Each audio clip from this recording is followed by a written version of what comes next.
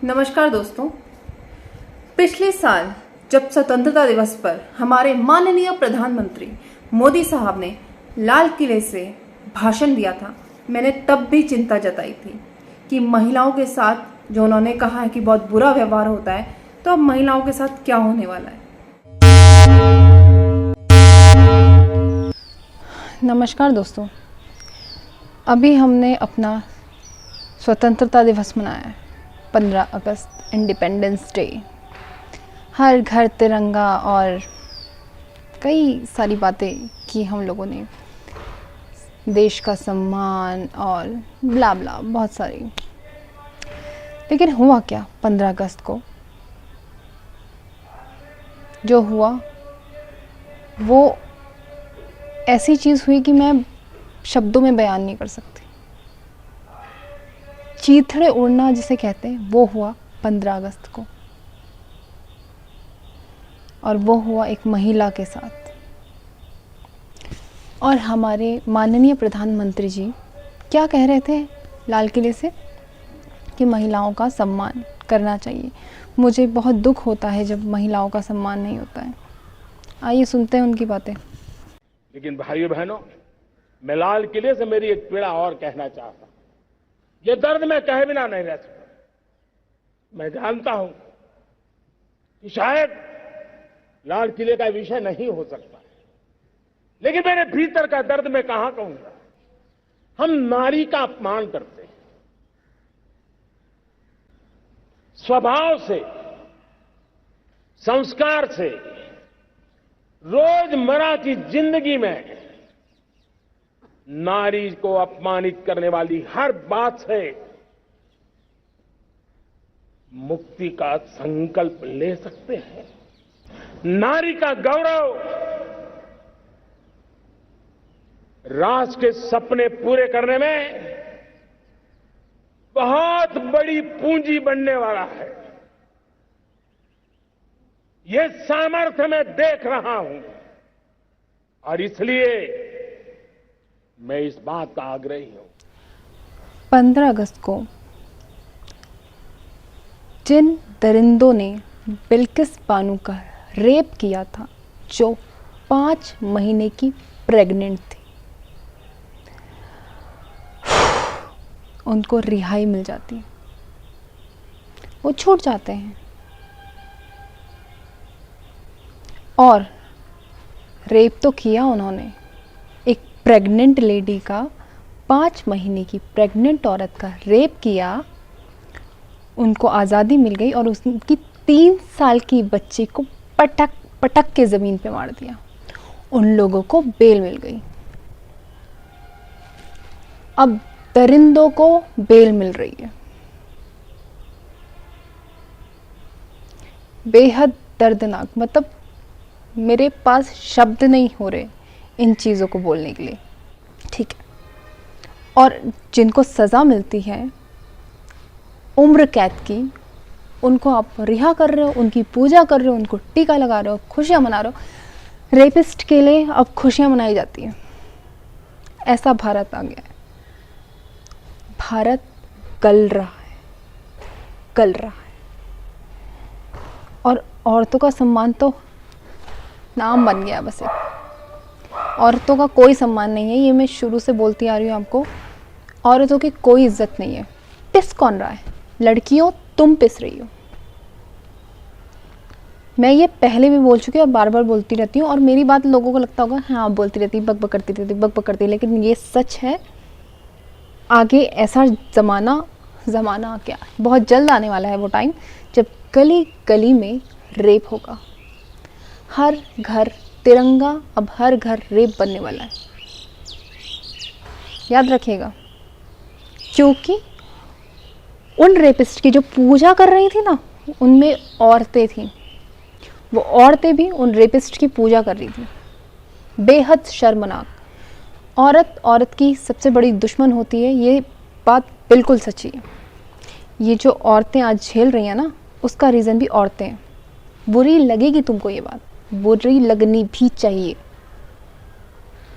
तुम औरतें जो उन रेपिस्टों की पूजा कर रही हो, तुम्हारे घर की लड़की का रेप हुआ होता, तुम्हारा रेप हुआ होता, तुम्हारा बच्चा पटक पटक के मारा जाता, तब भी तुम उसकी पूजा करती? गलत गलत है। चाहे वो कोई भी धर्म करे, चाहे वो कोई भी करे, उसको सज़ा मिलनी चाहिए। इससे कोई फ़र्क नहीं पड़ता वो हिंदू है या मुस्लिम है, वो लड़की है या लड़का है। गलत गलत है। औरतों, अगर तुम अभी नहीं सुधरी ना, आगे बहुत गंदा टाइम आने वाला है फिर औरतों के लिए। और मुझे बहुत दुख होता है उस चीज़ के बारे में सोच के। अभी भी वक्त है, समझ जाओ, वरना अंत निकट है। भारत जैसे गल रहा है वैसे ही हम भी गल रहे हैं। नमस्कार। इस बार भी प्रधानमंत्री साहब ने लाल किले से यही कहा कि महिलाओं के साथ बहुत गलत हो रहा है। सुनते हैं ये वीडियो और एक एक शब्द ध्यान से सुनिएगा। और मैं आज लाल किले से फिर बार एक अपनी पीड़ा व्यक्त करना चाहता हूं। एक समाज के नाते हमें गंभीरता से सोचना होगा कि हमारी माताओं, बहनों, बेटियों के प्रति जो अत्याचार हो रहे हैं, उसके प्रति देश का आक्रोश है, जन सामान्य का आक्रोश है। इस आक्रोश को मैं महसूस कर रहा हूं। इसको देश को, समाज को, हमारी राज्य सरकारों को गंभीरता से लेना होगा। महिलाओं के विरुद्ध अपराधों की जल्द से जल्द जांच हो, राक्षसी कृत्य करने वालों को जल्द से जल्द कड़ी सजा हो, वो समाज में विश्वास पैदा करने के लिए जरूरी है। मैं ये भी बताना चाहूंगा कि जब बलात्कार की या महिलाओं पर अत्याचार की घटनाएं घटती हैं तो उसकी बहुत चर्चा होती है, बहुत प्रचार होता है, मीडिया में छाया रहता है।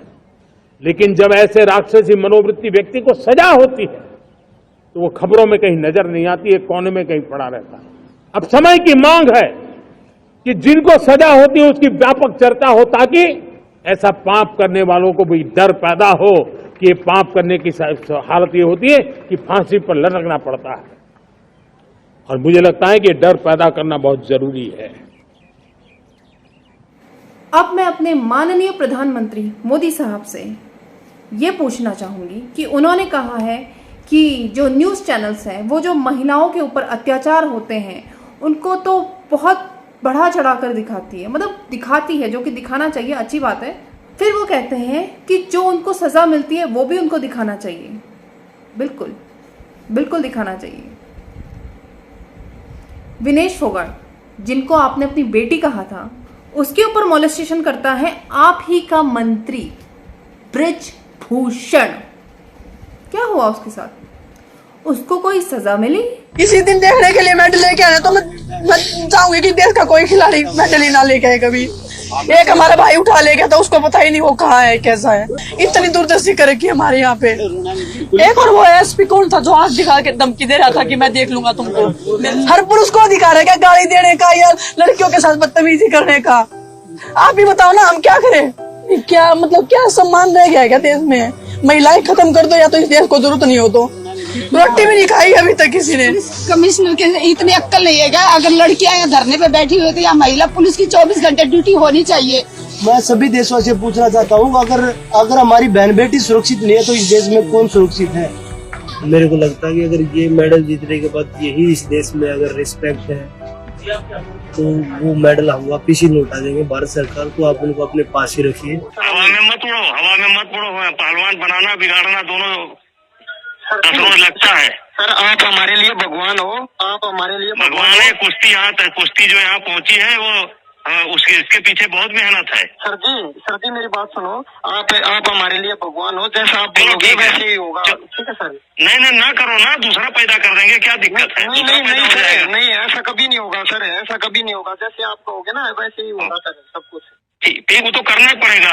नहीं लेकिन अभी पहला मेडल आया है, अभी कम से कम 15 साल पहलवानी करनी है। हाँ जी, हाँ जी। हवा में उड़ने लगोगे ना? नहीं सर, जैसे आप बोलोगे ना सर, जैसे आप बोलोगे वैसा ही होगा सर जी, जैसे आप बोलोगे वैसा ओके, होगा। चलो ठीक ठीक ठीक है सर।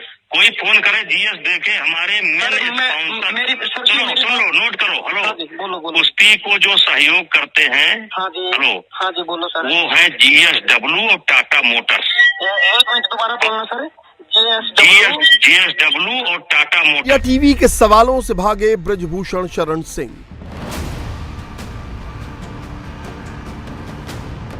आप हटाइए अपना दुकान। ये कैमरा बंद करिए, पहले कैमरा बंद करिए, कैमरा बंद करिए। रुक जाओ यार, बंद कर जाइए। इनका नोट करो, इनको दोबारा मत आने दीजिएगा। जजमेंट करने लगते हैं बैठ करके। इंडिया टीवी के तीखे सवालों से तिल मिलाए। आप हटाइए अपना दुकान। ये कैमरा बंद करिए, पहले कैमरा बंद करिए, कैमरा बंद करिए। रुक जाओ यार, बंद कर जाइए। इनका नोट करो, इनको दोबारा मत आने दीजिएगा। जजमेंट करने लगते हैं बैठ करके। कुश्ती फेडरेशन अध्यक्ष ब्रजभूषण सिंह ने बंद कराया कैमरा। आप हटाइए अपना दुकान। ये कैमरा बंद करिए, पहले कैमरा बंद करिए, कैमरा बंद करिए। ऑन कैमरा इंडिया टीवी को ब्रजभूषण की धमकी, अपने स्टाफ से नाम नोट करने को कहा। रुक जाओ यार, बंद कर जाइए। इनका नोट करो, इनको दोबारा मत आने दीजिएगा। जजमेंट करने लगते हैं बैठ करके। सवालों और सबूतों से कब तक भागेंगे बाहुबली। दिल्ली में जंतर मंतर पर महिला पहलवानों के धरने के 10 दिन हो चुके हैं। सुप्रीम कोर्ट के आदेश पर दिल्ली पुलिस ने कुश्ती फेडरेशन के अध्यक्ष ब्रजभूषण शरण सिंह पर FIR तो दर्ज कर ली है, लेकिन ब्रजभूषण से पूछताछ तो दूर, उन्हें नोटिस तक नहीं भेजा गया है। महिला पहलवान ब्रजभूषण की गिरफ्तारी की मांग पर अड़े हैं। आखिर यह विवाद कैसे सुलझेगा, ब्रजभूषण शरण सिंह का पूरे मामले पर क्या कहना है, ये जानने के लिए इंडिया टीवी ने ब्रजभूषण सिंह से संपर्क किया, लेकिन इंडिया टीवी के सवाल सुनते ही वो मैदान से भाग खड़े हुए और इंडिया टीवी का कैमरा हटा दिया। जिन्होंने BHU की छात्रा का रेप किया बंदूक की नोक पर, वो कौन थे? भाजपा IT सेल के सदस्य। ये है भाजपा के दिग्गज नेताओं की छत्रछाया में सरेआम पनपते और घूमते भाजपाइयों की वो नई फसल, जिनकी तथाकथित जीरो टॉलरेंस सरकार में दिखावटी तलाश जारी है। सूचनार्थ ये भाजपा के सर्वोच्च नेताओं से अभयदान प्राप्त वो भाजपाई हैं जिन पर बनारस हिंदू यूनिवर्सिटी में एक छात्रा के साथ अभद्रता की सीमाएं पार करने का आरोप है। प्रश्नार्थ, क्या नारी के सम्मान से खिलवाड़ करने वाले भाजपाइयों को खुली छूट जारी रहेगी? दरअसल पकड़े गए तीनों आरोपियों भारतीय जनता पार्टी के बड़े नेताओं के करीब ही निकल गए। बताया जा रहा है कि तीनों आरोपी भारतीय जनता पार्टी के IT सेल के महानगर पदाधिकारी हैं। पकड़े गए तीन आरोपियों की पहचान कुणाल पांडे, सक्षम पटेल और आनंद चौहान के रूप में हुई है। कुणाल पांडे भारतीय जनता पार्टी महानगर इकाई का IT सेल का संयोजक है, तो वहीं सक्षम पटेल सह संयोजक है।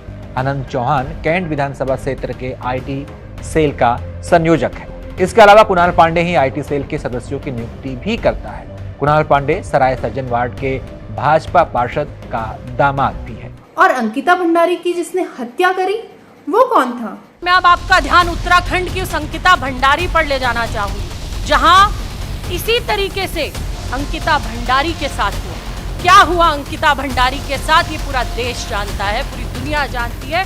अंकिता भंडारी को रिजॉर्ट में 10,000 रुपए देने का लालच देते हुए किसी VIP गेस्ट के लिए जाने के लिए कहा। जब अंकिता भंडारी ने मना कर दिया और भाजपा के नेता पुत्र ने देखा कि उनकी पोल खुल सकती है, तो अंकिता भंडारी की हत्या कर दी गई। और उसके बाद और भी बड़ा कीर्तिमान स्थापित करते हुए भाजपा वहां अज्ञात लोग आते हैं और अंकिता के कमरे में आग लगा देते हैं। आग लगाने के बाद वहां पर आज भी अगर उत्तराखंड सरकार से पूछे कि किसके कहने से बुलडोजर चला, तो आज भी वो किसी का नाम नहीं बता पाएंगे। लेकिन आनन फानन में साक्ष्यों को छुपाने के लिए रिजॉर्ट पर बुलडोजर चला दिया गया और फिर पूरा उत्तराखंड, पूरा देश अंकिता के लिए लड़ा। तब जाकर वहां विनोद आर्य का बेटा पुलकित आर्य गिरफ्तार हुआ, उसके खिलाफ कार्रवाई शुरू हुई। आप बताइए, इससे पहले क्या पुलकित आर्या को ये पकड़ रहे थे? क्या पुलकित आर्या का नाम था? कहीं आपको नहीं मिलेगा। भाजपा सरकार उस समय भी पुलकित आर्या को, उस बलात्कारी को, उस हत्यारे को बचाने का काम कर रही थी। और ऐसे बहुत सारे लोग हैं भाजपा के जो पकड़े जाते हैं वुमेन मोलेस्टेशन पे, वुमेन रेप पे, पर उनको क्या मिलता है? मंत्री पद। बिल्कुल वैसे ही महेश नेगी को बनाया ओलंपिक कुश्ती संघ का अध्यक्ष। सारे रेपिस्टों को तो आपकी पार्टी जो है विशेष सम्मान देती है, विशेष पद भी देती है। तो आपने जो बोला है कि जो रेपिस्ट हैं उनको जो सज़ा मिलती है उसका भी बखान होना चाहिए। तो मैं गोदी मीडिया से ये अपील करना चाहूँगी कि आप जो उनको सज़ा मिलती है या सज़ा के रूप में उनको जो उपहार मिलता है, बिल्कुल वैसे ही जैसे आपदा में अवसर तो सज़ा में उपहार। हम नहीं तोड़ेंगे, तोड़ेंगे दम मगर तेरा साथ ना छोड़ेंगे। ये दोस्ती हम नहीं तोड़ेंगे। तो मैं गोदी मीडिया से अपील करना चाहूंगी कि जो उनको सजा मिलती है उनको खुलकर बताएं, चाहे वो सजा यानी कि उपहार भाजपा दे या हमारा माननीय सुप्रीम कोर्ट, क्योंकि कई रेपिस्टों को बाइज्जत बरी कर दिया गया। जैसे एक केस किरण नेगी का दिल्ली में हुआ था, लोअर कोर्ट में सजा मिली, हाई कोर्ट में सजा मिली, पर हमारे माननीय सुप्रीम कोर्ट ने उसके कातिलों को बरी कर दिया, जिसमें से एक उसके रेपिस्ट ने एक ऑटो ड्राइवर को भी मार दिया। ये जो हो रहा है ना, मीडिया को वाकई में दिखाना चाहिए कि जितने भी रेपिस्ट हैं उनको क्या सज़ा मिलती है और क्या उपहार और पद मिलता है।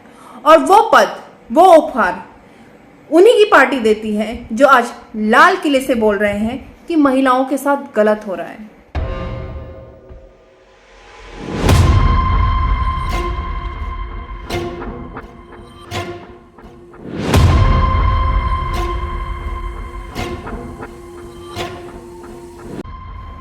बहुत शर्म की बात है कि हम इतनी बार झूठ को सुनते हैं और बोलते हैं बहुत अच्छा बोला, बहुत अच्छा बोला, लेकिन जो अच्छा बोलते हैं वो अच्छा करते क्यों नहीं? ये सवाल हमेशा ऐसे ही घूमता रहेगा।